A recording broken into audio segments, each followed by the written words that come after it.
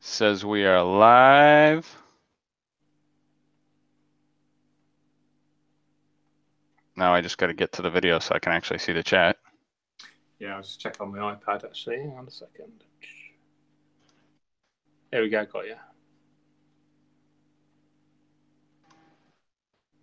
Sweet. Oh, now if I can find the video. Internal error, you're kidding me. But you can hear me, right? And you can see the chat?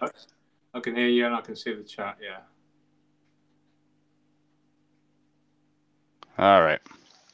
6 watching right now. Good. All right. I can see the chat. I can see you. How's it going? Bald and Dangerous. He said he was going to be here. What's up, Ryan? Go Bruins. Hey, Dave. Fishy Snowman is in the house. Petsotics.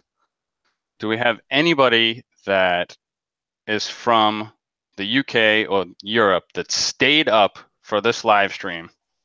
I would love to know. I'm here. I'm from the UK. There is one person that stayed up, and he is my interviewee, the Aquascaper, world famous George Farmer has joined us. Say hello, George. Hi everyone, nice to see you. Thank you for watching. We've got, just like I said, 41 people, 30 seconds. That's what it usually takes to get that 40, that magic 40. And it's success. Excellent. Everybody give me a thumbs up in the chat. Hit that thumbs up, hit that share.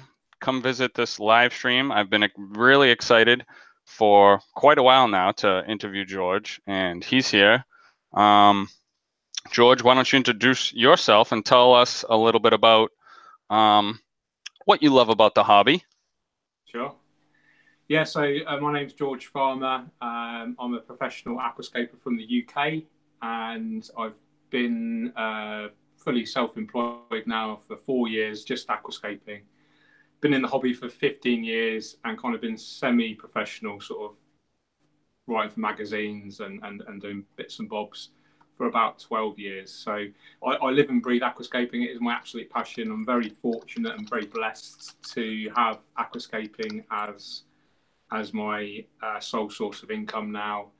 And my mission in life is to promote aquascaping around the world, and YouTube is one of the best kind of vehicles to do that. So that is extremely impressive to start, that you've been able to turn your passion into a full-time day job, which any one of us that's watching or that loves aquariums like we do, if we could turn that into a full-time job, it's just that dream must be amazing right there in itself.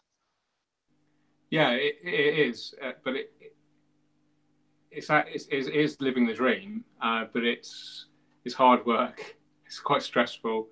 Uh, Anyone that's self-employed will know what it's like. You know, I'm answering emails and dealing with clients, all the way through the evening, getting up at sort of 5 in the morning to do emails,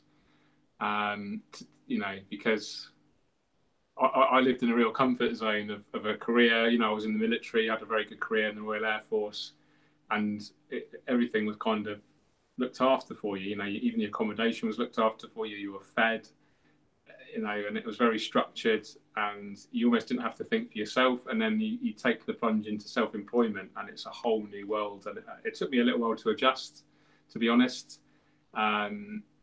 But yeah, in summary, it is living the dream. I get to set up tanks every day or film tanks every day, talk about aquascaping, write about aquascaping every day.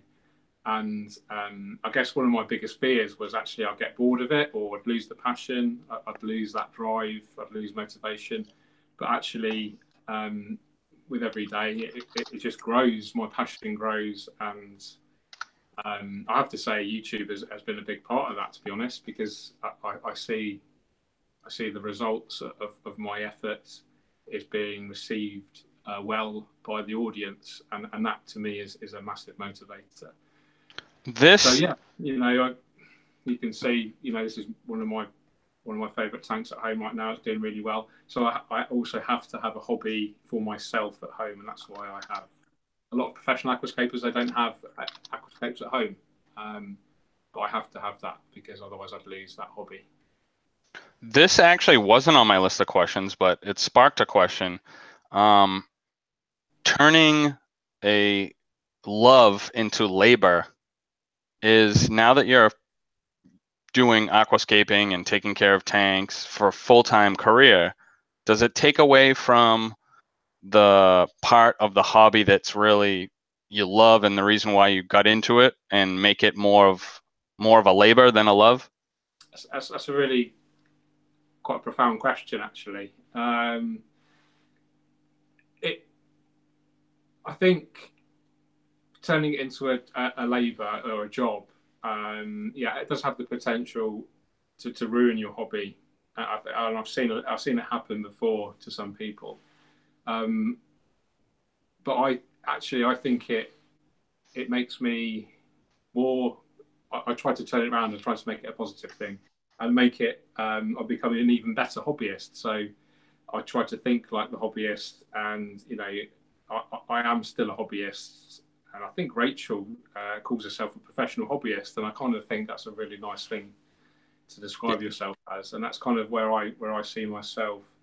I'm obsessed about aquascaping, and I'm constantly on. I'm still on forums. I'm still on Facebook groups. I'm not so active on these, but I'm still a sponge. I'm still analysing trends, trying to answer questions if I can, or just looking at the wealth of information that's out there and learning all the time. And that's one of the best things about the hobby for me, is that you never know everything. There's always stuff to learn. And at the point where I think I know everything, I know it's time to give up. But I know that point's never going to occur because it's such a complex hobby, and it's a creative hobby. So it can never be perfect. You can never be perfect. And I think that's one of the best things about the hobby, is that room for growth is infinite. So yeah. So when you go around taking care of all these tanks and then you come home, do you have energy to dig No, deep into your own tanks? no, it's really hard. Yeah, it is hard work. So I do. Shout out to Aquarium Gardens. I do. They have 11 aquascapes there, which I do in a day, which is hard work. And I do a new shop down in London called Aqua Depot, and I do some other private stuff. So yeah, it is hard. I have 3 aquascapes at home. You can check them out on my channel. Obviously, some of the viewers will know them quite well already. Luckily, 2 of them are very low maintenance. The Aquascaper 1200 and the non-CO2 tank. This is the highest maintenance. And if I skip a water change on this, I'll know about it. I'll just get punished. So it is a graft. It is a labour of love. But you have to do it. Otherwise, Mike, and everyone out there watching, if you do skip a water change on a high energy system, then algae will just bite you in the bum. Well, so this works in perfect to one of my questions I've been dying to ask, because I've been in the hobby for over 30 years. I've had fish tanks since I was a kid. I didn't really take them too seriously when I was little, but after I started having kids, and my wife's a nurse, she works nights, so the kids go to bed, she's gone, and I fell back in love with like getting your sleeves wet, so to speak. But this is one of the questions that pops up everywhere because everybody has something different. What are your thoughts on water changes, and what percentage and how often do you think they need to be done on a planted tank? Well, every planted tank is different, but to sort of summarize, the lower the energy of the planted tank, kind of the less water changes, or the smaller volume that needs to be done, in my experience. Can you explain like the lower energy? Like, what do you mean by that? So a lot of people talk about low tech, high tech. I prefer to use the terms low and high energy, or low to high energy. It's a varying scale. So low energy would be an aquarium with easy plants, non-CO2 injection, sort of low to moderate lighting, low levels of nutrient dosing in the water column. You maybe need a nutrient-rich substrate, maybe even like I think you guys call them dirted tanks in the US. We call them like soil, or Welsh Dad method, El Natural method. Mm-hmm. So that's kind of low energy, and that's where you won't need so big a water change, and I'll explain why in a moment. And at the other end of the scale, you've got high energy. So this is a typical high energy. This has got a 75 watt, LED above it. It's only a 30-gallon tank. High energy plants. We've got the Rotala H on the background. You can see the CO2 being pumped in there. I'm adding an all-in-one fertilizer every day, 10 millilitres a day. Right to the water column? Yeah. So water column dosing, I've got soil substrate, it's 100% planted. So this is a high energy tank. The plants are growing like crazy. Everything's metabolizing really fast. And I need to change. I know I need to change at least 50% of the water in there every week. Otherwise, I'm going to run into algae issues. And the reason for that is really interesting. It's not necessarily the fish. There's actually no fish in here right now. I've just got shrimp. But plants actually produce surprisingly a large amount of waste organics as they grow. So the faster a plant is growing, the more organics it's producing. And those waste organics need to be diluted with a water change. So in a high energy system, those waste organics are getting produced super quickly. And so you need to do the large and more frequent water changes.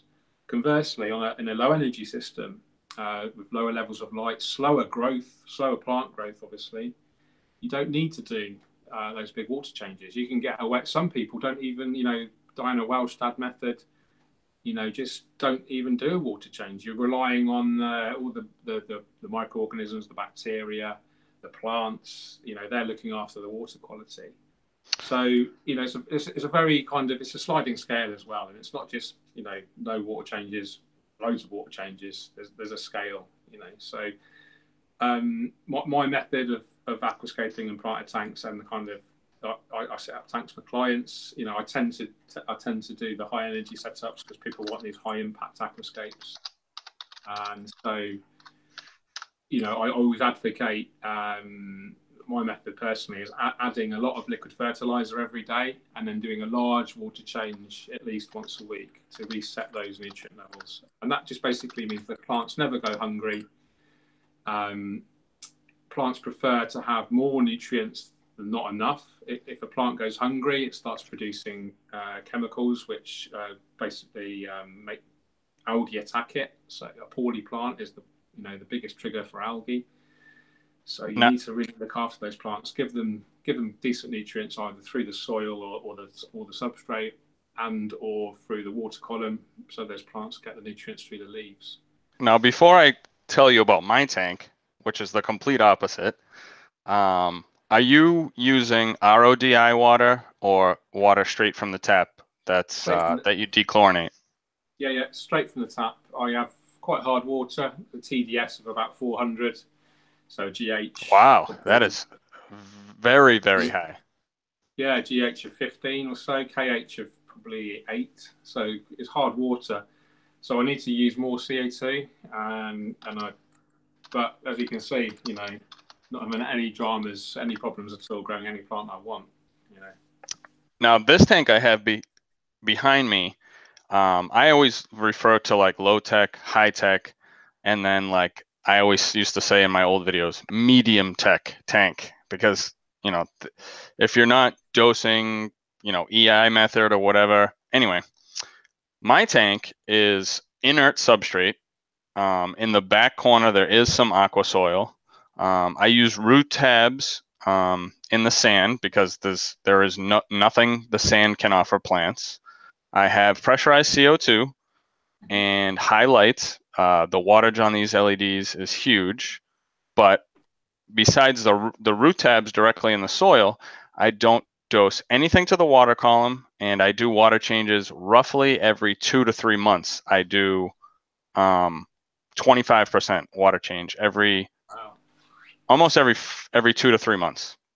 So your system is very different, and I think that's a great thing because it just shows hopefully the viewers that there's more than one path to the top of the mountain, and I think that's another great thing about the hobby. There's so many ways to achieve success. I think everybody, when they always ask these generalized questions, and they're always going to get a different answer because everybody's tank is different. I think once you've established your tank, and then you kind of have to do what the tank wants. Like almost what you can get away with, but you can't deplete or not give what the tank what it needs. And then as you progress with the tank and you kind of know like what it needs, what it doesn't need, then that's the answer that everybody needs to really hear. Like what does their tank have to offer them, and how can they? You got to grow with the tank. You can't. Every tank isn't just a certain regimented deal. Yeah, yeah, exactly. Yeah, and I think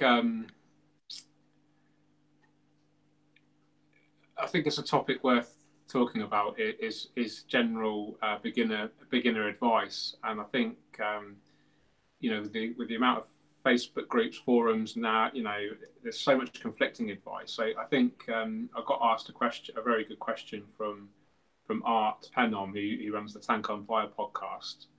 He asked me in an interview, what's your sort of number one tip for beginners? And it would be to say, just find one person that you respect, who has good quality work, has success, obviously. Follow their advice, just their advice. Don't follow anyone else's, because if you start picking and choosing advice from different people, different techniques, then you'll run into problems. So someone could follow your advice, Mike, and have success. Someone could follow my advice and have success. If they picked parts of your methodology, for instance, one water change every couple of months, but mixed it with my methodology in terms of loads of fertilizers every day, then they're going to run into problems. So I think it's really important just to stick to one kind of methodology. I think that's where a lot of people trip up. They'll pick little bits of advice from different people that suit their own individual kind of circumstance, and that's where they potentially run into problems. That's extremely interesting, because I usually would agree, but I think that if they do research and they watch a lot of videos and they read and they almost like they're going to school, you gotta know what you're getting into, research all the products, take what information you think is valuable and use it with yours to create, your ecosystem, I guess. I think trying to follow one person's philosophy can get very, very frustrating, because someone might, like, my tap water is only 150 TDS. I use RODI water for my reef tanks, but I use tap water for my planted tank. And when you have really high TDS, I think that's a lot from the tap going into a tank that could, potentially increase phosphates and whatnot and have some algae problems. Yeah, I mean, my philosophy is based on not conflicting methodologies. So, I mean, clearly, whatever you're doing is perfect. Yeah, it's been developed from over a few years, obviously. But yeah, I mean, I've lived in quite a few homes, over the years, but I've always lived in hard water areas, and it's just a methodology that works for me. A lot of people have trouble growing demanding plants in hard water, but I think if you have enough light, enough CO2, enough nutrients, enough circulation, enough water changes, then that's the key. It's not, it's just more hard work. You're lucky to have softer water, so in my experience with softer water, you need less CO2. You can grow more demanding plants more easily.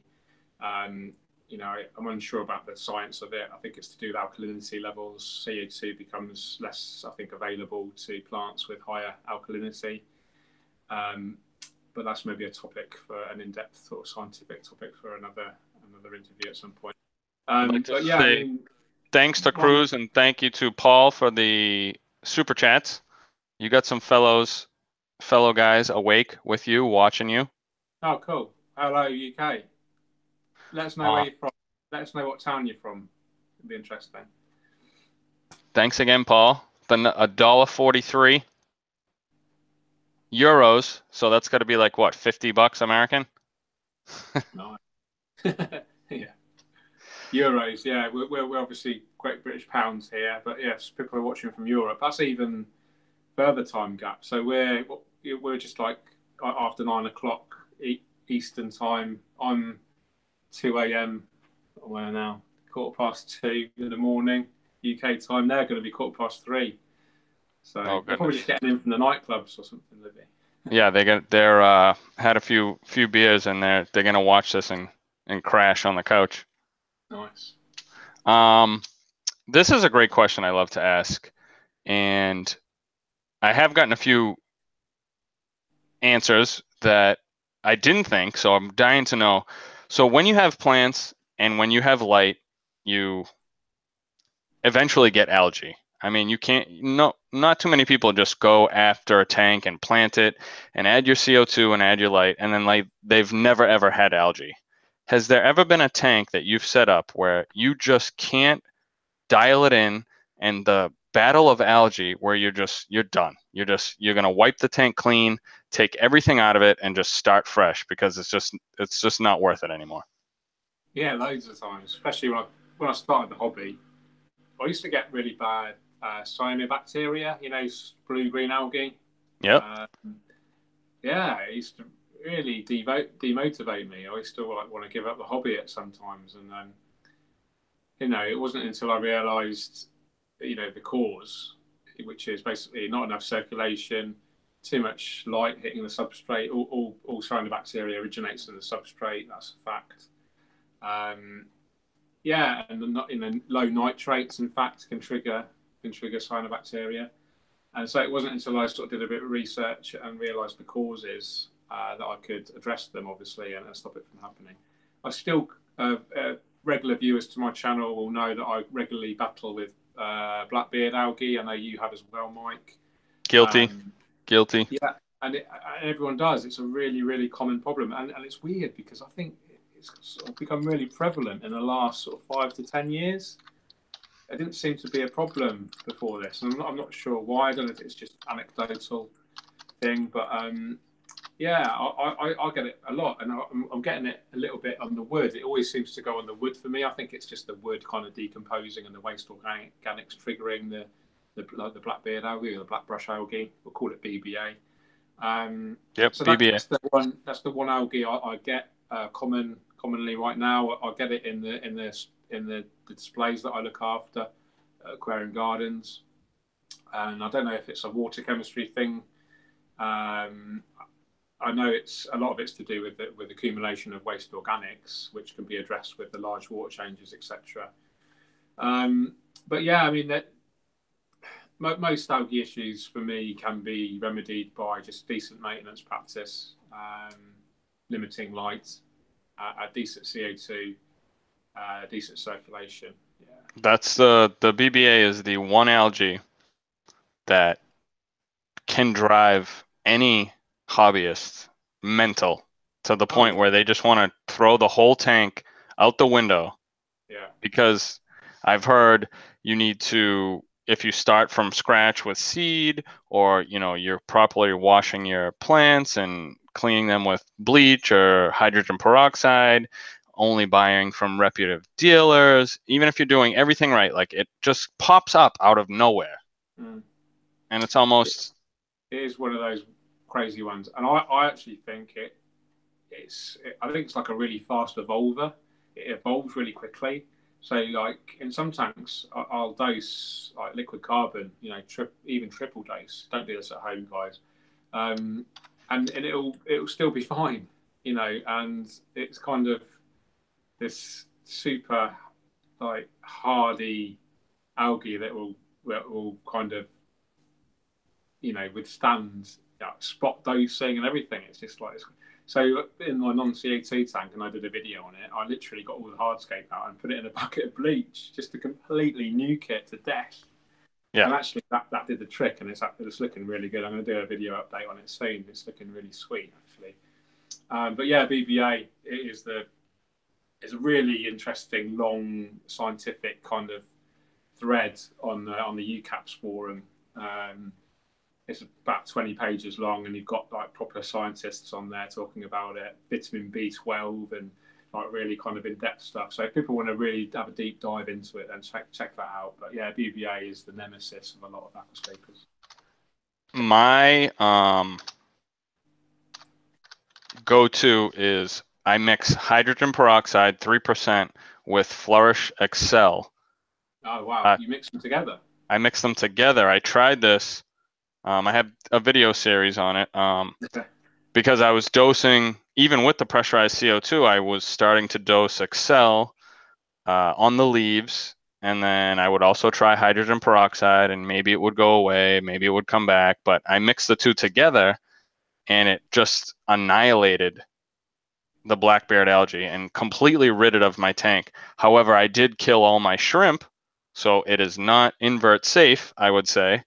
Yeah, But I mean, this is the thing, isn't it? It's always like when you're being so aggressive with an algae, that there's got to be consequences to sensitive livestock, and that's the thing when you're dealing with a controlled environment like an aquarium. It's really delicate. You have to be careful. Yeah, definitely. there is definitely a downside, but that was the last straw, and if it didn't work, the tank was coming down, and I had just had enough. I had ripped out the driftwood. I had, constantly battle, and this worked. So finally, um, it's gone.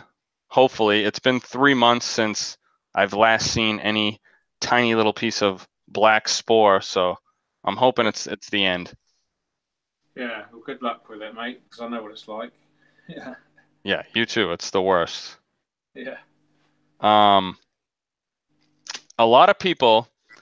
So I would never say that anybody's aquascaping talent is not well deserved or a great mind, but there are a lot of people that actually have great vision and can aquascape a tank when they're giving, they pick their substrate, what type of hardscape they want, what type of rock and driftwood. They even know what type of plants they want for what they want on a foreground and a midground and a background, or if they're going to carpet the tank. They have that knowledge, and they have a really great eye to place the plants what looks amazing, but they don't know how to take care of a tank after that, because a newly aquascape tank looks amazing for the first week, but you actually have to take care of the tank. And is there any tips that you can give for people that struggle with that aspect of it? yeah. Definitely, it's really easy. 2 words: water changes. Yeah, that is my number one advice for people.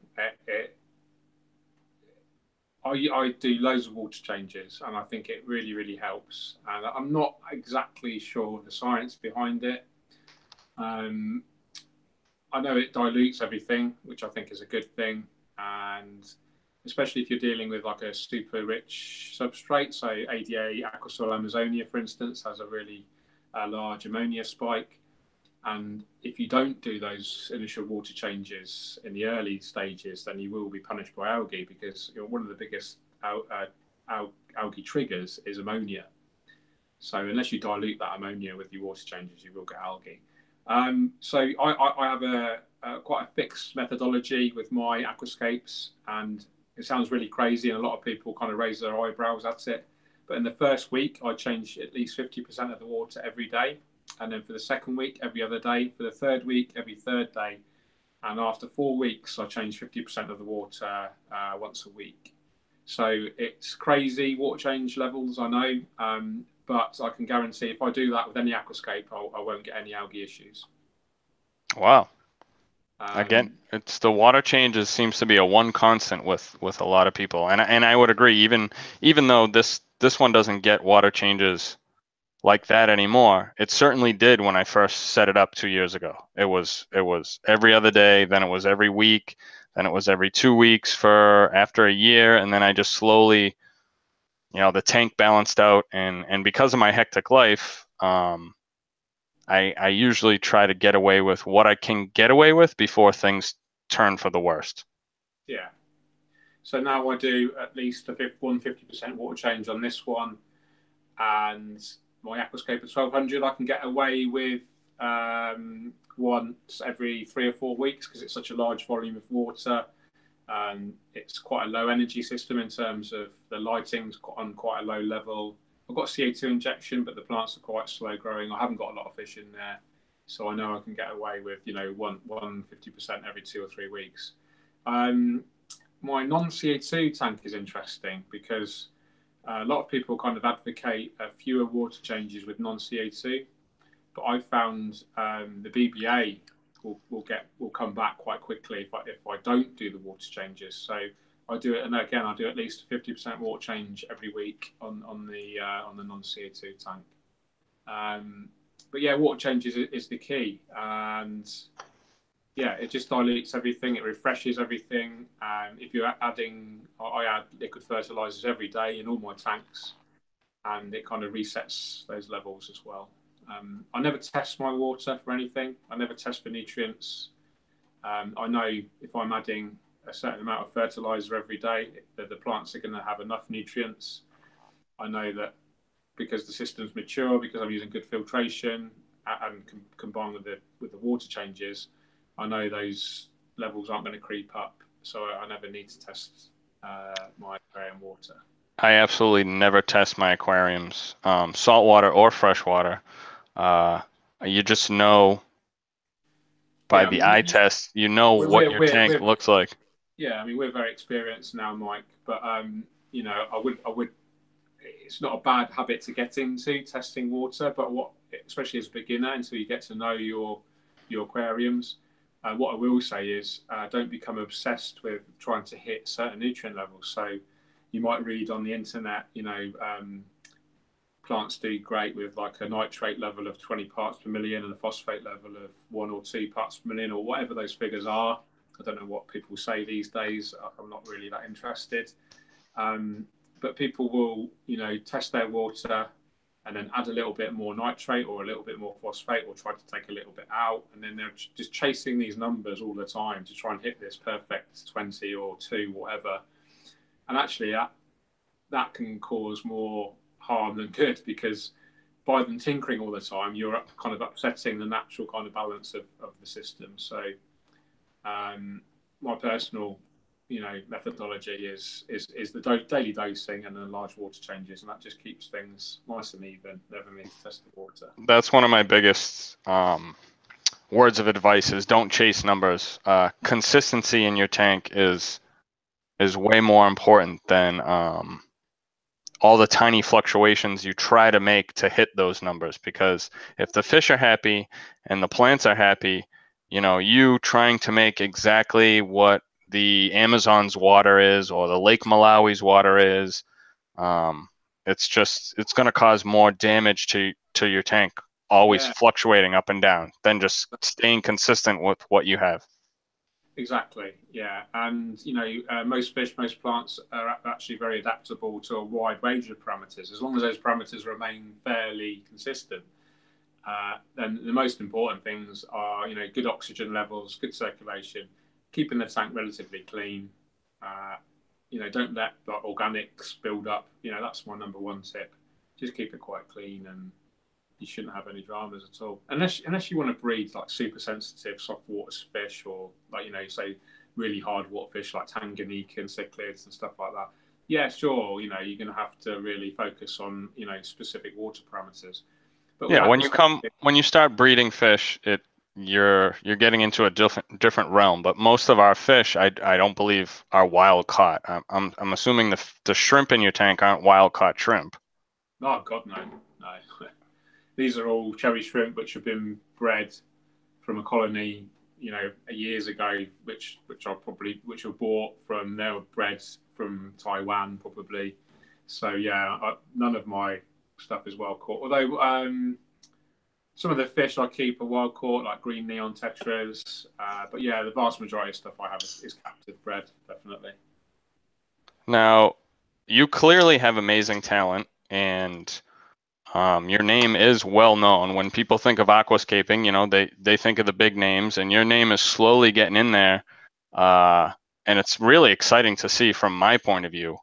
Um, have you ever thought of taking your talent to the saltwater side of the hobby? Because let me tell you how satisfying it is to be able to know exactly how corals grow and what they need, and then be able to aquascape a saltwater tank instead of just throwing corals in a tank and then they just go wild, which Yeah, is what most people do. Oh yeah, definitely. I have a lot of experience with the marine hobby. I work in a shop which has a 2,000 gallon high-end reef system. I photograph and video high-end reef aquariums for magazines, and I work for a company which deals with marine products. And so actually, I have quite a lot of knowledge and background in the hobby. And I don't know if you're aware, Mike, I did actually set up a marine tank, a planted marine tank with mackerel algae. I don't know if you ever saw this with Banggai cardinal fish. I did not see that video. No, it's if you just Google George Farmer planted marine tank or words to that effect, you'll see it. So I have experience with Aquascaper Marine.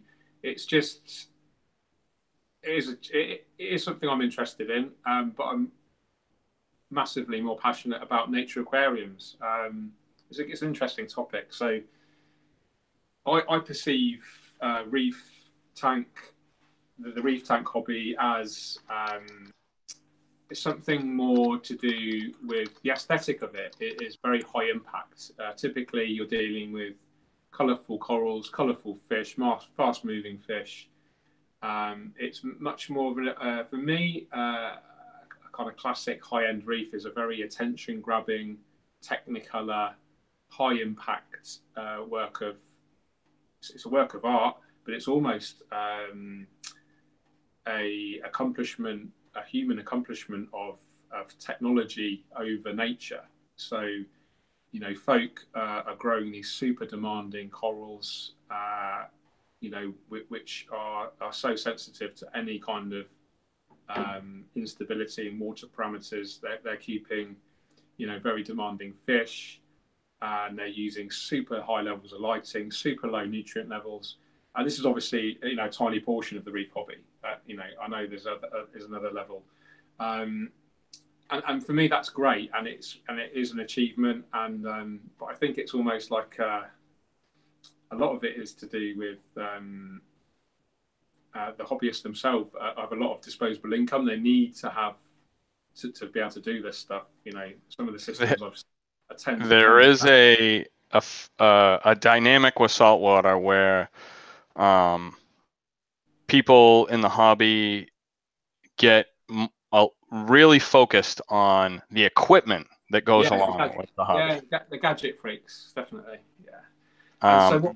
And so what I'm saying is, and that's great, and they can achieve amazing results. And the latest Practical Fish Keeping magazine, which I featured an interview with a guy who keeps an amazing system. Basically, his house was built around this reef aquarium, viewable from three sides, absolutely immaculate. But for me, it was impressive, but it didn't resonate with my soul. It didn't make me feel calm. It didn't make me feel relaxed. It didn't like slow my heart rate down, lower my blood pressure. If I sit in front of a nature aquarium, then it transports me to a different place. It's just a different. It's just a different vibe. Nature aquarium versus reef. So if I did do a reef, and I would never rule it out, I would do something which would be it would have a very cohesive aquascape. So I would maybe just pick a couple of species of corals, you know, one or two species of fish, maybe a biotope, you know, just a slice of the Caribbean or a small slice of Fiji or you know the Great Barrier Reef, and just focus on a little microcosm of the reef rather than collectoritis, I call it. You know, a coral from this continent, a coral from that continent, some fish from this ocean, some other fish from this ocean, and it's just like a bit of a mishmash, like a Noah's Ark kind of experiment in an aquarium. So if I did do reef, I would definitely keep to a very cohesive kind of themed aquascape in terms of where the fish and the corals originate from, and you know, I'll give a lot of thought into how those corals are going to develop over the months and the years. So that's another interesting topic with the reef, because compared to planted, everything grows so much slowly. So you need so much sort of more forward vision, so much more kind of anticipation of how things are going to grow in. So that'll be another tricky thing. And I am a bit of an instant kind of gratification kind of guy as well. So for me to grow in a reef over a couple of years with my end vision in mind, it would be super hard because Well, that's the reason for the question, is because you clearly have a great mind. I got into reef tanks and because of Michael over at Aaron's Aquarium, and I told him from the very start, I said, listen, I don't keep tanks just to keep tanks. They have to be beautiful. Whether I have 2 tanks or if I have 50 tanks, every single one of them has to be eye-catching. It has to be beautiful to me. I have to see something, and I have to sort of see the future. And I'm an instant gratification type of guy, just like pretty much everybody in this world. You want it, and you want it now. Yeah. And you can certainly get that with a planted tank, especially with plants that come fully grown.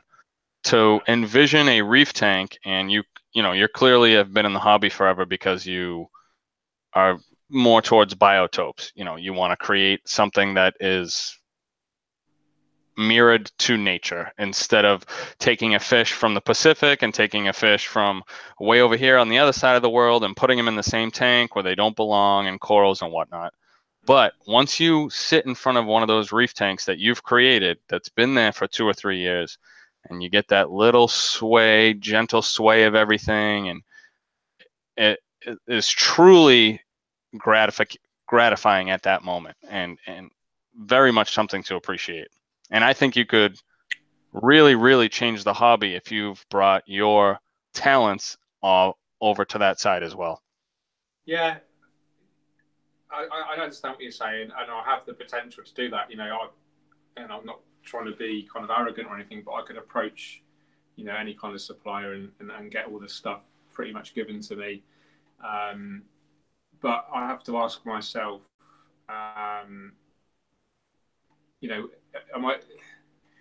what would be my motivation behind it? Would it be to satisfy my own creative desire? Would it be to promote it to other people? Mixture of both.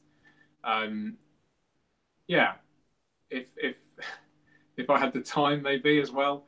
I know you had the Triton method, right? I think I'd have to go Triton if I did it, because mixing salts and water and testing, and I know Triton you have to send away the stuff for testing, which is quite cool. I never test my water. I run my reef tanks on hang-on back filters with no fancy lights, no fancy equipment. I don't dose anything. All I do, and for this, like we were talking about the planted tanks, is I do a regimented weekly water change. Every single week on the day it's supposed to be, no matter what, I do a water change, and that's what keeps things running and beautiful. Simple water change. Cool. So you could find the time, man. Squeeze it in. I want to see a nano aquascape saltwater from you within the next couple of years. We've got to see it. You're too talented to not. Yeah, check out my planted marine tank. You'll like that. Yeah, I'm gonna have to go search for that video. Another one of my YouTube buddies, Joey Young, Danny, he has a couple planted saltwater tanks, and they're gorgeous with really flowing macro algae and everything. The works are all planted, and they are gorgeous. Yeah, it's funny. One of the shops I do some work in, I've got one of these tanks, an Aquascaper 600, and they've done that as a marine tank. It looks really cool. But they just use an LPS, LPS are probably my favourite types of coral. So they've done a really nice aquascape. It's actually bare bottom, and they've got I think they've almost got a whole carpet of mushrooms going on, and then some LPS and nice rock work. That's only using an external canister filter with some media in it, and it's even using glass lily pipes as well. So yeah, who knows? Maybe I'll convert this into a marine, Mike. Okay. Yep, I'm gonna wait for it. I'll be the first view on that video. Promise you that. Really, you've got me thinking now, because this light here is actually compatible for marine as well. Yeah. So instead of trimming it like you're gonna do, why don't you just transfer those plants to another tank and turn that baby into, what is that? 30 gallon, 20, 30 gallon? Yeah, it's about 25, 27 gallons, something like that. Yeah. Perfect. That'd be perfect. Yeah, nice pair, some nice gobies in there, some nice LPS. Yeah. So you've answered already two of my questions that I didn't ask, but you have answered them. Let's get into, I'd really love to hear your thoughts on the YouTube community. Now, I love the community. It can be here or there. There can be little, it's kind of like high school, so to speak. And the fact that like when you started on you started a long time ago, but you've really just grown over the past couple of years, like tremendously. But there's sort of like these little, in the States, when you go to high school, you're a freshman, you're a sophomore, you're a junior, then you're a senior, and you're gone. And sort of like the classmates that you are with in school is sort of like YouTube. When you're first starting uploading videos, you tend to gravitate towards the same channels that are uploading at the that just started with you, and you kind of grow together. Now, briefly, you know, you don't have to get too involved on what you think of the YouTube community, but also, are there any other channels that you watch on YouTube in the fish keeping world, or is it just I'm too busy working and uploading my own videos? I just don't have time to watch a whole lot of people. No, do you know what? I've only taken YouTube seriously for the last year. So I uploaded my first video in 2006, and it was very sporadic. And I uploaded probably once a month, and there were like 30-second videos. It was just somewhere to upload content. I wasn't interested in engaging with the community. It was just another kind of place to store my oils, almost, you know. And then like as I got more into, as I became self-employed, you know, fully self-employed in aquascaping, I thought actually YouTube is an avenue worth exploring. It's a potential revenue stream. It's a marketing tool, and it, you know, I didn't look into it seriously still, and then I met Joey. I reached out to Joey. Well, we reached out together almost at the same time. He wanted to come to the UK. I kind of looked after him, and then he gave me some ideas, and he said, you know, you've got potential to have a good channel, and he gave me some tips, and I thought, yeah, why not? I'm going to focus a bit more on YouTube, and actually, it's the most exciting thing I've done in aquascaping in a long time, and I'll tell you why. I spent so much time on forums, and you know, writing for magazines, and I did a lot of stuff advocating ambassadorship for aquascaping, especially in the UK, and that's been brilliant. You know, I've co-founded UCAPS, and I've done loads of really cool stuff for aquascaping, and that's been brilliant. But I absolutely sweated and worked so hard on the forums. I moderated at 1.5 forums at one time, and it was really hard work. And I got gratification, and I got a sense of I was changing things for the better and all the good stuff. And then when I got into YouTube, I was actually finding that I was making even more of a difference. And some of the feedback I was getting, and I get it every day, is how I'm inspiring people to start aquascaping. They've never experienced aquascaping. They're stumbling across this. And people that have kept a tank and they've never thought about aquascaping it, they're aquascaping now. And it sounds really cheesy, but actually really making a difference to the world in terms of getting more people into aquascaping. And I don't know, it just seems like it's more. I'm getting that feedback more noticeably through YouTube than I did through any other kind of platform. And so I'm kind of digressing from the original question, but I will get back to it, Mike. I do apologise. So that's great. In terms of the community, I follow a lot of people, and I follow you, Mike. I watch your videos occasionally.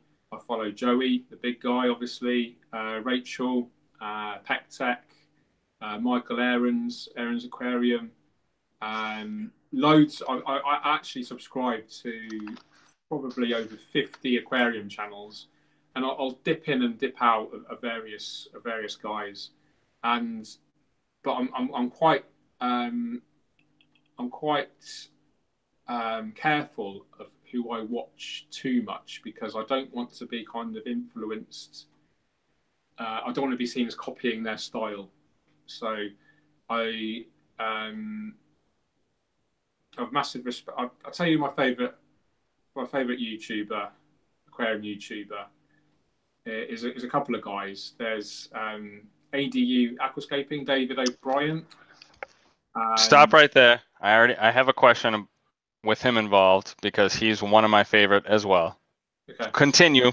No more talking about ADU till the next question. Go to the next guy. And then Dennis Wong as well. Fantastic guy, really knowledgeable, really like a real kind of really good aquascaper, but super clever on the science as well, which is quite a rare thing in this hobby. So those guys I watch religiously. Everyone else I dip in and dip out of. And then I actually watch a lot of other channels in terms of just basic kind of how to grow your channel, how to have better content. So there's a YouTuber, a very successful YouTuber called Peter McKinnon. I don't know if you've heard of him.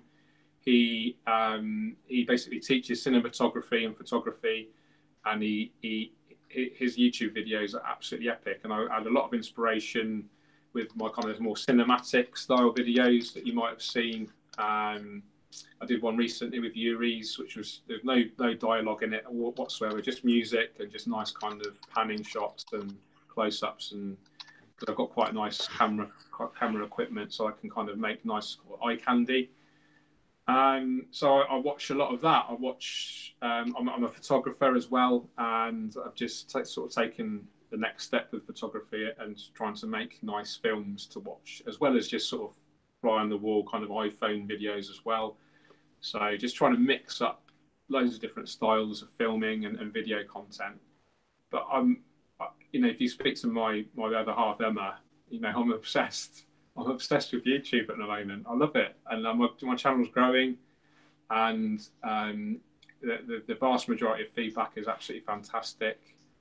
And if I'm changing people's lives for the better in terms of aquascaping, then that's my job done. And YouTube is helping to do that massively.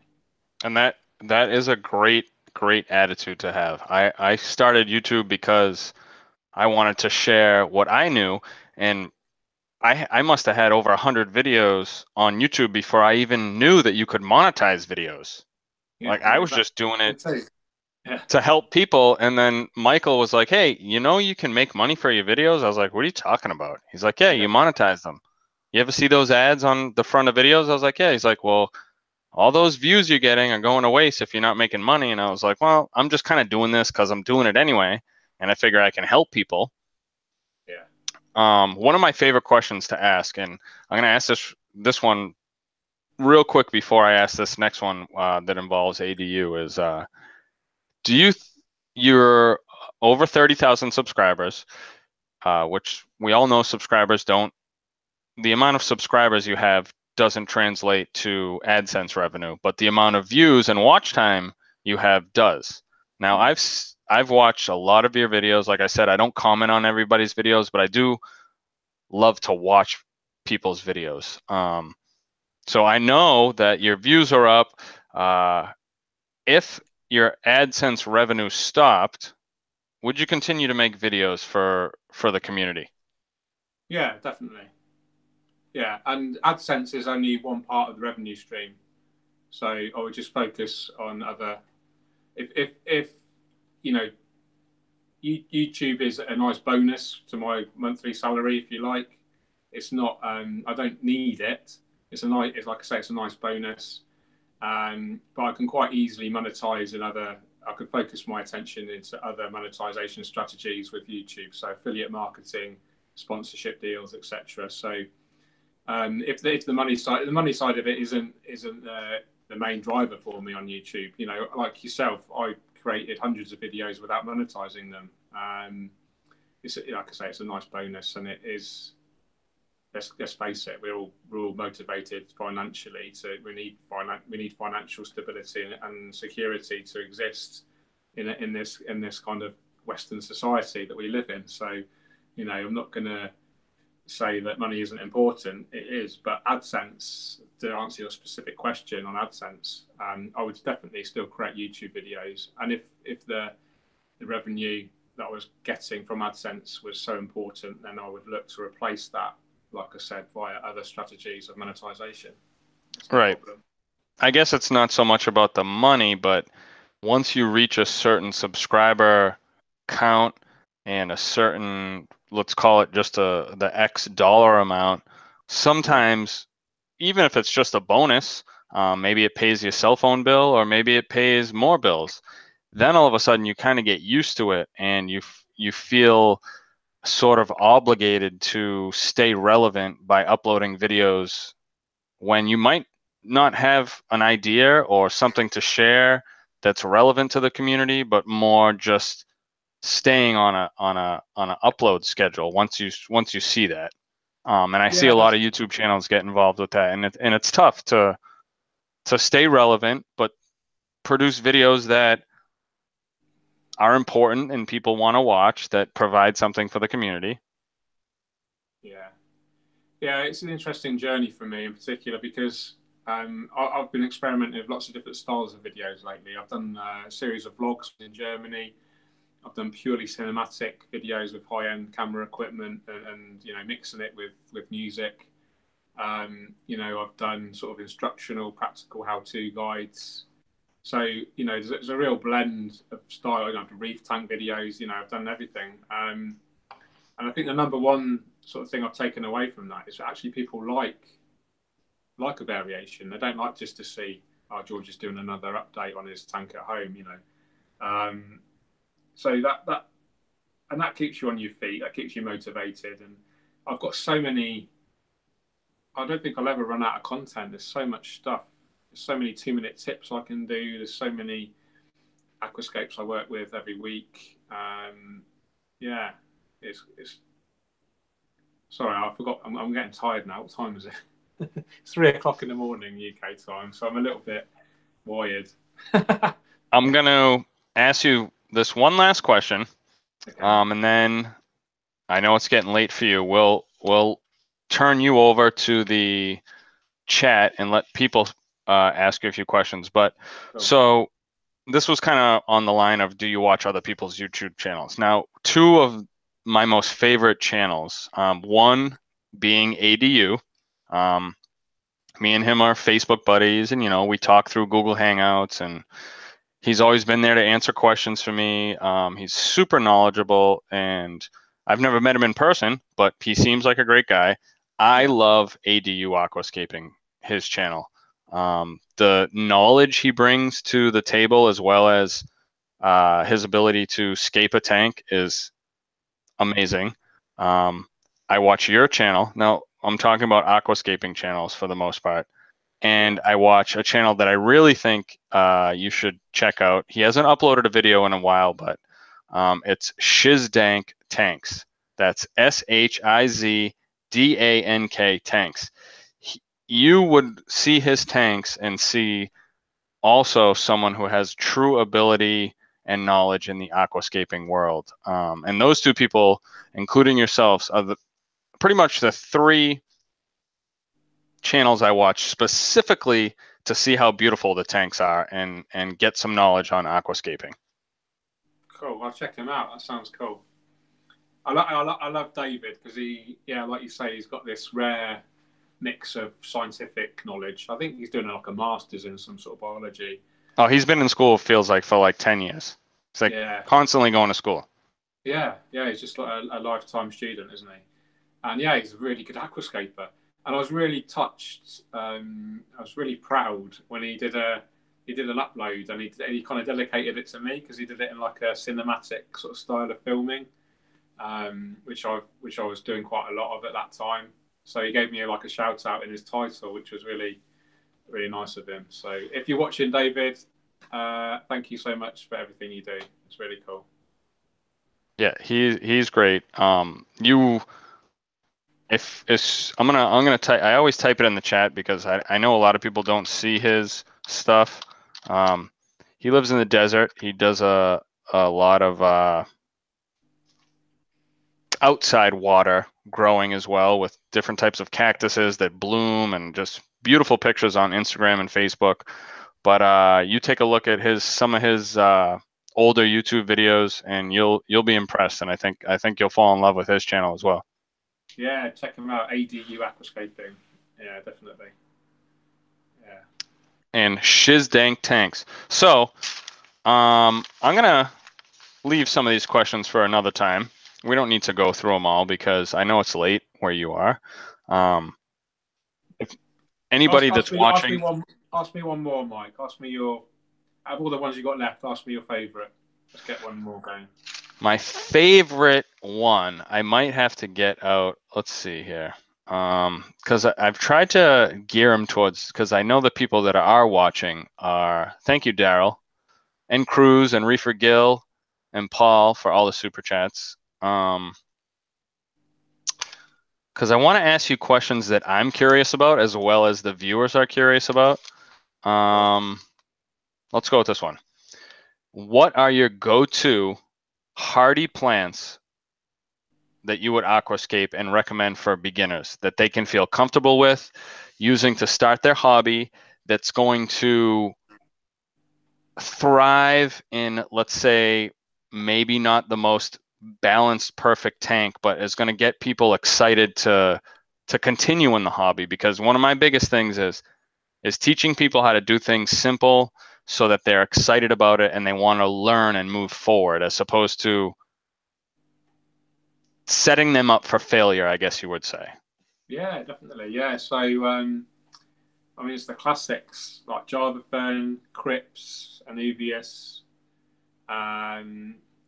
easy carpeting plants. So, What do you think are Marcellus. easy carpeting plants? This is a question that people always ask. Yeah. So I find like Echinodorus tenulis, or we've reclassified it as Halanthus tenulum. It's actually this plant here. This is really easy. This will grow in non-CO2 tanks. I've got it growing in my non-CO2 tank right now. Is there a layman's name for that? Because it looks like dwarf sedge to me. No, it's not dwarf. It's not Sagittaria. It's dwarf chainsword, I think, is a common name for it. Oh, chainsword. Yep, yep. Yeah, I tend to avoid common names because they can be misthingied. But yeah, dwarf chainsword. My Cranthum Monte Carlo, I'm growing very well in a non-CO2 tank. Some people struggle with it, but I think with good circulation and a good substrate and a good fertilizer, that's a nice, easy carpeting plant. I love my Crips. Crips are my favourite kind of species. All the Crips, I love them all. There's so many. They're so easy. You might get a bit of Crip melt when you first start growing them, but just stick with it, and they'll grow under low light. They grow with no CO2, high CO2, high light. It's so adaptable. Yep, I have 3 types of Crips in this tank behind me. Love them all. Yeah. I love the way that their physical characteristics change so much depending on what they're being grown in as well. So you can have one species in one tank and the same species in another tank, and they'll look totally different. And I think that's cool. Java Fern, I'm known as like Java Fern man sometimes because most of my aquascapes have Java Fern in them. Now, some of the aquascapes you've shown, or a lot of them, but let's just talk about the most recent video. Is that needle leaf Java Fern, the ones that kind of all grow out of the rocks? Yeah. No, not needle leaf. It's Trident Fern. Trident. What's it called? I got to write this down. Microsorum Terapus. No. I'll never be able to spell that. Okay. Trident. Just Microsorum Trident. So, okay. Yeah. Because I love the way those plants look, and the way you make them sort of, they come out, but then they just like flow, but they are suspended. Like there's never really any movement to them. It's beautiful. Yeah. I mean, there is a caveat with that. With Trident Fern, it is a little bit more demanding than the standard Java Fern. So I would recommend CO2 injection if you're going to really have a nice lush. I mean, Java Fern is kind of labelled as a real beginner, low light plant, but to get it to look nice and like compact growth, nice green colours, none of the like producing, you don't want them to be producing too many of the plantlets. So you need them to, they do much better with decent lighting and decent CO2. I love the needle leaf Java fern, Yeah. but it is a little bit skinnier than the plants I've noticed on your videos most recently. But it's absolutely gorgeous plant. Yeah. And then for stem plants, Rotalas, Ludwigias. I think Hygrophila polysperma is illegal over there, isn't it? I don't know So off the top of my head. There are yeah. quite a few. Like even Glosso is illegal over here. Oh It's wow. considered an invasive species. Yeah. Well, it is a brute. Yeah. Once they get going. But yeah, I mean, just stick with that. I mean, if you look at the Tropica website, that's very good. It has all the plants are split into easier, medium, and advanced category. So the green, orange, and red. Green being the easy. Look for the easy category, and then you should be able to. I mean, like Staragini repens is an easy plant. That's really nice. A nice sort of foreground plant. Just stick with easy plants. Learn how to grow them, and then invest a little bit more maybe in the lighting and the CO2, and then you can start experimenting with more demanding stuff. I've never been able to keep red plants ever. They Oh, always really? turn green no matter what fertilizers, how much CO2, cranking it up, cranking it down, the right light. Every red plant I've ever gotten, even if it's like a pink one, like a pink needle leaf, eventually they all go green. They live and thrive, but the red goes away. Ah, that's weird. It must be your water. You should try. What lighting are you using? Well, I mean, over the years this is LED. I've used T5s, T8s. I've used it all over the years, and I've tried, high output T5s, old school T8s from years ago, LEDs now. I've tried all the different LEDs, the Finex, the Marineland, every LED that's out there. I've pretty much tried, and the red plants always eventually go green. Funny. Have you ever tried a Ludwigia palustris super red? I have not.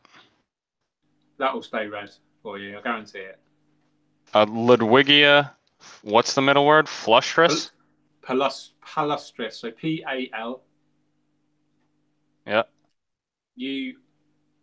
USTRS. Palustris. Yeah. All right, perfect. I'll send you some over. I'll send you some over. It might not ship very well, but it's worth a try. You gonna mail them on a big giant freighter that's gonna take like 2 weeks to get here? I'll get one of my Royal Air Force friends to drop it off. Yeah, tell him to jump on a Blackhawk, and if there's enough gas, he might have to refuel halfway across the pond. Yeah, it's no problem. Yeah. That's a nice easy plant. You don't need CO2, and it should stay red. I've got it going in my non-CO2 tank, and it's super red still. Yeah. Well, that's a good one. I can't wait to get one. I have been watching a lot of your videos on the type of plants you use. They're not as easy to get around here because a lot of local fish stores are going out of business. A lot of places that sell plants don't carry what you want, and the only really way to get them is online, and even then you don't know if you're in a cold place or a super hot place. It's almost like you have to be at your house to accept the post that day. Yeah, you guys have got it tough. I do feel for you guys. I'm so privileged here in the UK. We have we can get shipped stuff direct from the greenhouses in Europe: Tropica, Aquaflora, Aquafleur, Denelay. These are just super high quality and every species you can imagine. So we're very lucky, and I do feel for you guys. It is limiting the growth of aquascaping, if I'm honest, the lack of availability of decent plants. I know you guys do have some decent suppliers, and I know you've got Boost Plant and H2O, Justin Spall. Those are good guys, but even them, they're only kind of consolidators, aren't they? They're only getting stuff in from the Far East, I guess, or from the Florida nursery. So even that's quite limiting. Yep, Justin's a friend of mine. He's got some good plants, and Han And one of my favorite places to go actually is in Arizona. It's called Planted Aquariums Central.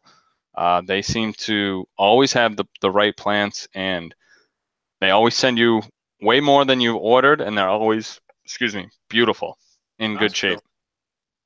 Yeah, I am planning a trip to the States at some point. I keep kind of being teased with invites to certain events, but they keep falling through. But I want to when I can afford it, I want to do like a road trip, and I want to kind of visit all the decent places in the States. Spend a couple of weeks over there. Come and see you, Mike. Have a beer with you. Go up to Canada, see Joey. Chill out with Rachel. Go and see Justin. Yeah, it'd be cool.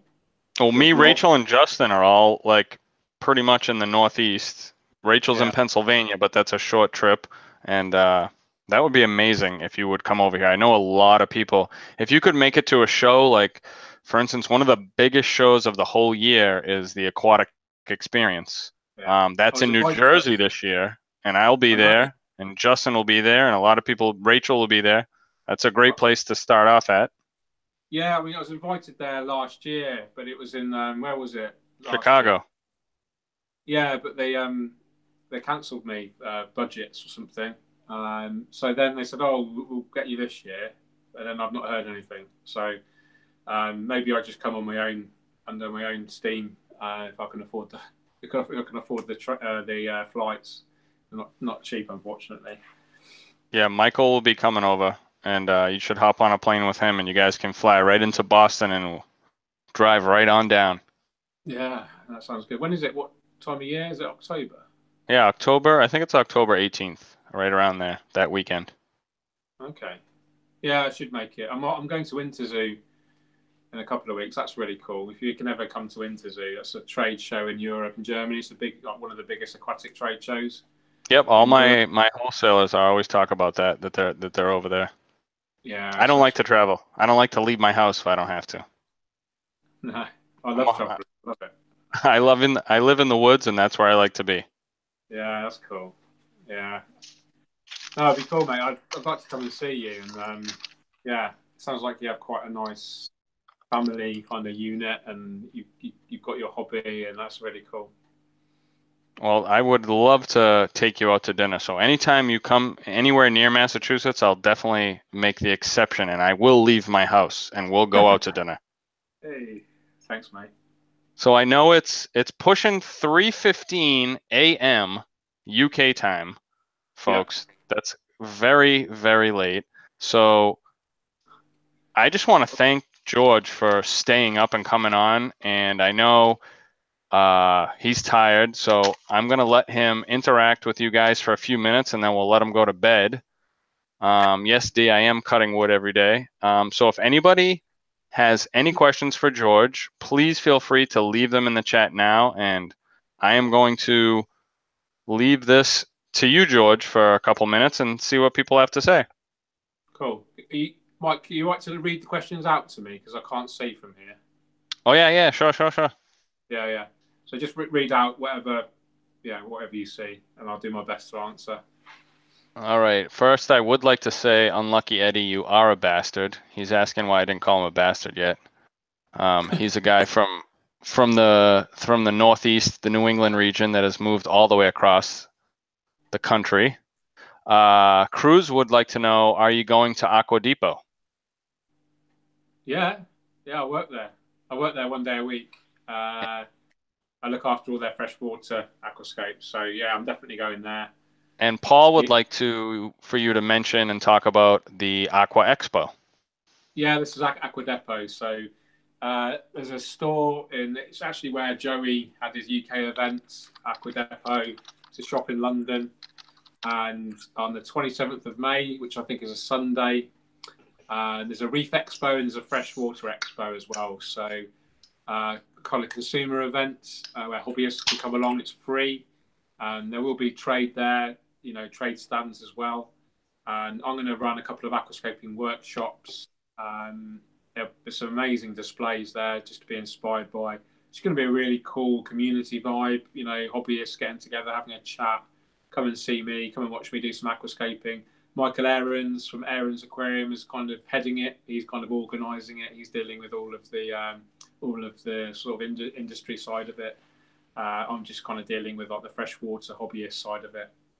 So yeah, it's just going to be really cool. If you can get down there, if anyone's watching right now from the UK, 27th of May, all day. It'll be really good fun. We'll go out for a few beers afterwards, and yeah, it should be really good fun. Can't wait. That sounds awesome. Rochelle, I'm gonna put 2 in 1. Rochelle and Justin are asking, thanks, George. Appreciate it. What kind of tank is that behind you? What brand is it? And what lighting would you recommend for a highlight carpeting plant? And Justin asked, what's the red plant?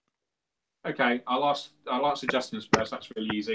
This is called Rotala H Ra. This is a Tropica 1-2 grow, so it's the Tropica tissue culture pots, and it's not demanding to grow, but it's quite hard to get it to go red. So you need super high light to get it to go red like that.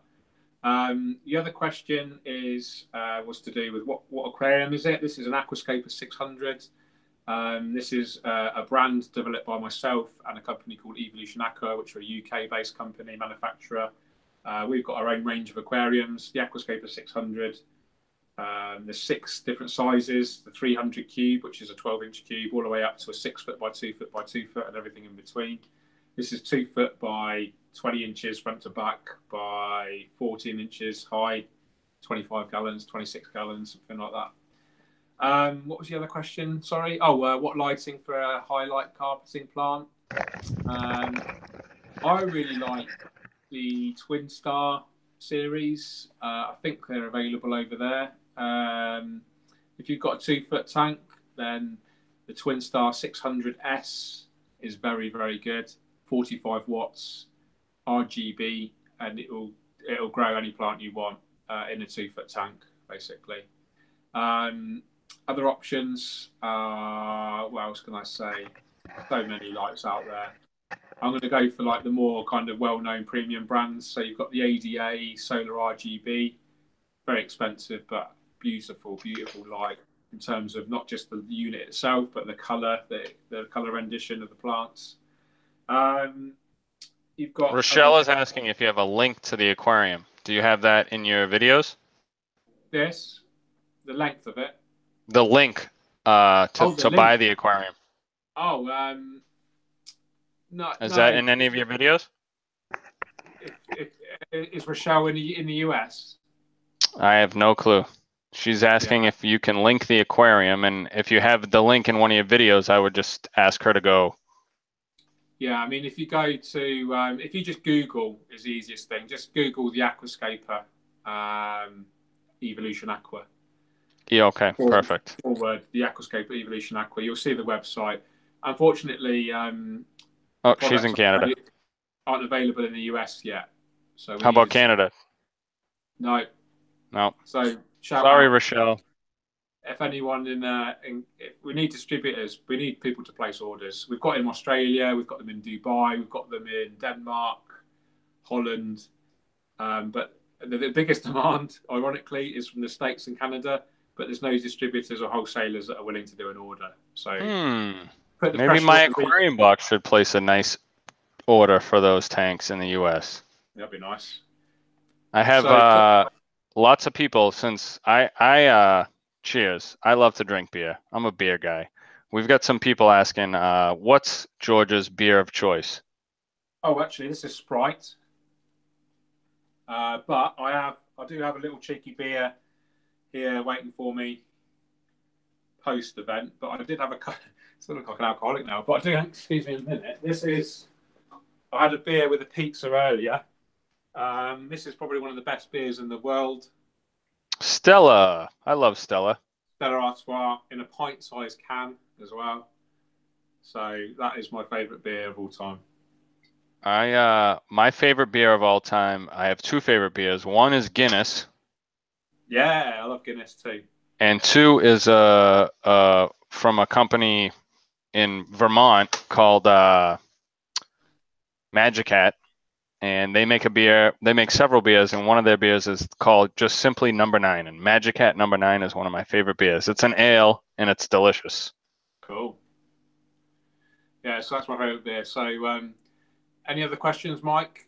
Aquascaping related? No. It looks like we've That's a got lot no since we've more been doing this. aquascaping questions. Any, Rochelle says thank you. You're welcome, Rochelle.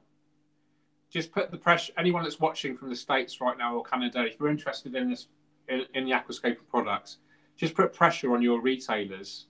Hopefully, that will create enough demand. The retailers will approach the wholesalers, and then the whole thing needs to be driven by you. Basically, if we create enough demand, then they'll have to cater for it. Hopefully, that's the idea. Paul also is saying that reef community worldwide is also a part of the show, the aqua show over there. Oh, okay, excellent. Yeah, that's Paul Williams, is it? I don't know his last name. Okay. Michael just introduced me to him a little while ago. Okay, cool. Yeah, it's going to be really good. They're going to be there's a big reef presence there. I mean, the biggest tank in the shop is a 2,000-gallon reef, high-end reef. You know, loads of SPS, loads of like amazing tangs, and yeah, beautiful tank. We've got a very generic question, which could take forever. Is best way to get rid of Blackbeard algae? Is my answer would be to try to source a grenade and drop that in your tank and then start over. But if George has a fairly simpler way, go for it. Yeah, just watch my video. If you go, I've got a playlist called Budget Aquascaping.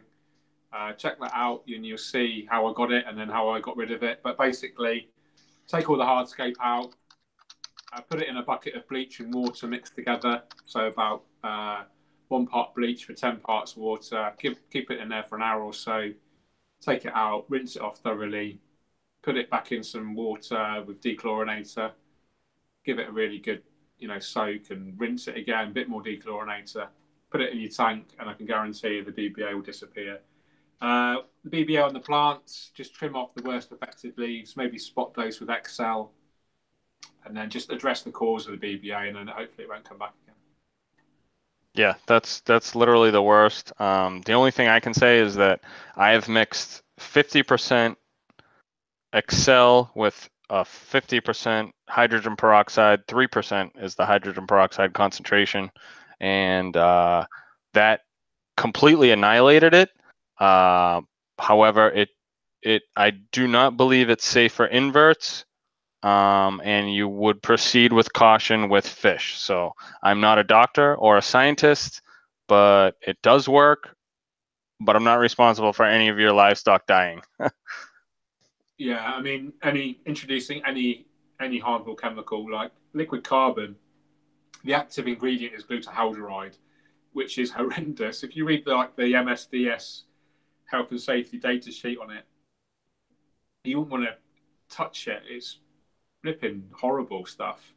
And hydrogen peroxide, it turns people's hair blonde if they're brunette. So, these are dangerous chemicals. So treat them with respect. And yeah, like we say, we don't, disclaimer, we accept no responsibility for any livestock ill health. Drew Anders is asking, does a dirted tank work with CO2 injection? I would say yes, if you'd like to expand on that. That's pretty simple. Yeah, I mean, any plant and aquarium will benefit from CO2 injection. The stuff that's in the substrate is inconsequential, really. If you inject CO2 into any system, it's going to benefit the plants. Simple as that.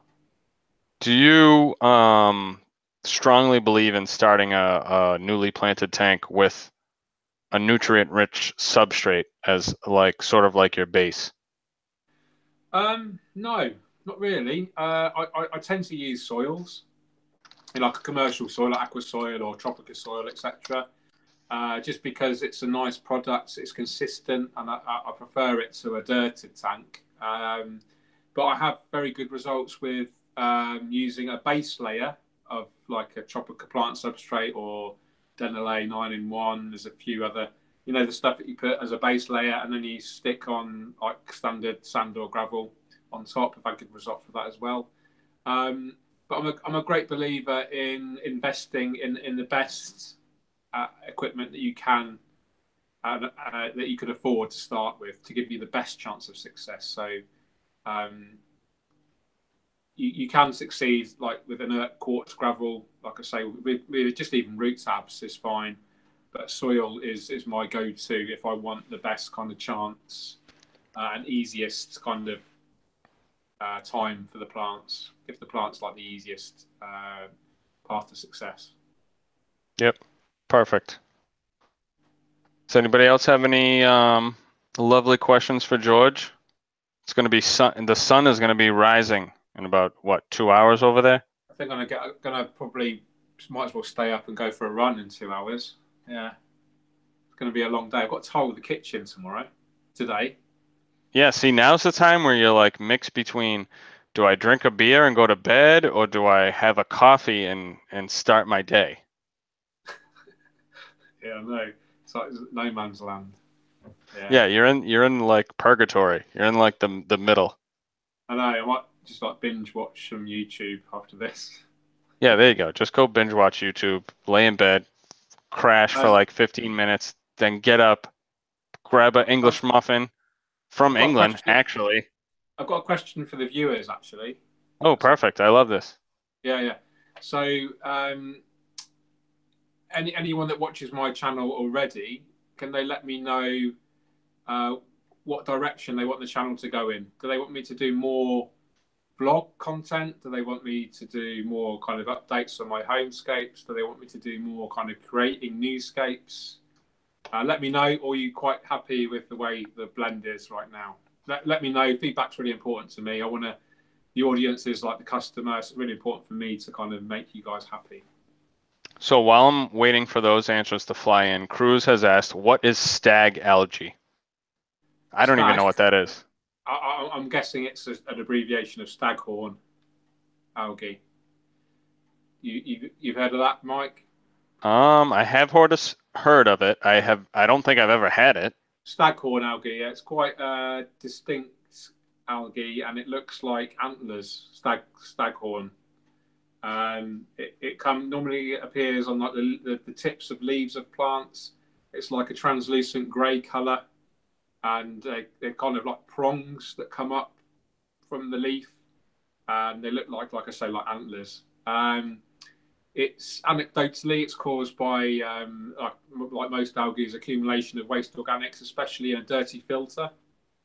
So cleaning your filter, loads of water changes. You can actually pick it off quite easily. So take out as much as you can manually. More water changes. Keep your filters clean. Make sure the plants are looked after properly. You know, decent fertilizers, decent CO2, decent circulation, not too much light, and that should be, you know, enough to get rid of it and stop it from reoccurring. We've got a load of stuff coming in for your question. I'm gonna read it. JSS52 says, keep the mix, George. Rochelle, who was supposedly leaving and going to bed, said, oh, where'd she go? Says, beginner help. Alpha Aquarium says, I like your channel the way it is, man. Fishy Snowman says, try Saltwater. Rochelle says, please have a lot of beginner planted tank videos. Brian Black says, I love the vlogs you post, George. Cool. And then they go on and on and on, and they just keep coming. They just keep coming. Good. Show me where you get that shirt, George. Yeah. I really like the blogs. Would also like to see updates on old tanks to see what they look like over a long term. What kind of ferts you recommend video. Low tech stuff too. I mean, yeah, they're just funneling in here. That's good. So I'm gonna mix them all together and tell you what I think you should do is make sure you continue to show the good and the bad. Nobody likes to watch. Nobody looks on YouTube to see beautiful tanks just because they like to watch beautiful tanks. Yeah, they're going on YouTube because they need information. They need guidance. So I've always been a big fan of showing all my downsides of my tanks, trying to fix them, accomplishing something. So I think, me personally, I would love to see you just continue doing exactly what you're doing, and more instructional videos for beginners, because that's what keeps our hobby growing. Yeah, the beginners thing is really important to me. I am thinking of rescaping the non-CO2 and actually doing a completely new setup, super low budget. So I'm going to give myself like $100 limit and then do escape from that. And I'll show you exactly what I do. So I'll even film myself going on eBay and buying the stuff, and because the beginner thing is the most important part. So it's getting people into the hobby, and then it's retaining them in the hobby. That's really important. So yeah, super budget friendly aquascaping series coming up. Yep, that'll be a great series, and to show people that you can achieve a beautiful low-tech planted tank on a budget that will keep you excited and keep you wanting to further, not even further, just continue the hobby. Because the only way, it's the younger generation that we need to show like how beautiful and relaxing and stress relieving and taking care of something this hobby can be. And to spread the word is very important. Yeah, I think I want to go. I want to just sort of have a little kind of end note, if you like, and talk about Yeah, we will stop the questions and let George send him off with his monologue here. Yeah. So, first of all, thank you all for watching. Really appreciate it. Please consider giving Mike a thumbs up on this stream. I think I can only see 5 thumbs up right now. I don't know if that's correct, but Now it there's does. 64. Okay, cool. But if you're watching and you haven't given a thumbs up and you have enjoyed the stream, then show your appreciation. Just hitting that thumbs up, you'd be surprised how important it is. It triggers lots of things with YouTube, and it just basically gives Mike a bit of a sort of boost, which is really important. Mike does it for the love. I do it for the love. And the thing that you don't have to give us money, but what you can do is give us a thumbs up. So just please consider that. And another thing you can do is share it as well. That's awesome. If you can share, hit that share button, email it to friends, or post it on Facebook or Twitter or Instagram or whatever. Share it, which would be really great for both of us.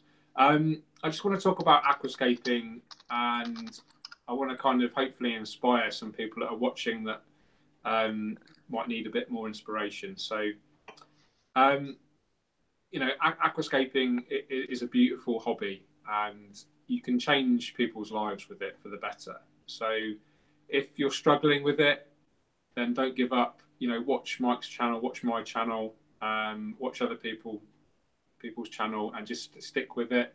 If you're finding it hard to hold of decent quality plants, then contact guys in the local area, and just stick with it. And if you really want to get into aquascaping properly, then think about setting tanks up for other people and inspiring other people, and let's spread aquascaping around the world, and just enrich people's lives with aquascaping. It's an absolutely fantastic hobby, art form, and I'm super privileged to be in the position I am now, to promote it globally like this. And yeah, I'm kind of going off on a tangent. I think I'm really tired. So I'll just close it there. Thanks so much to Mike for having me on. It's been a real blast. I've loved engaging with you guys. Some really good questions. I think we covered some really good content, and hopefully educated and inspired a load of people. So keep on scaping, guys. Keep on scaping, guys. As ADU says, get your sleeves wet. I'd like to thank George for staying up till literally the butt crack of dawn to answer everybody's questions. I'm going to end this, George, but just stay on for like 2 minutes so we can chat after this is over for a sec. Thank you to all my subscribers. Thanks to everybody for hitting that thumbs up. I will be posting the link to George's channel in this video, so please go over and watch all the gorgeous stuff he's doing. and all the places he's visiting. He's constantly traveling on his channel and showing new stuff. So thank you, everybody, and I'm out. Good night.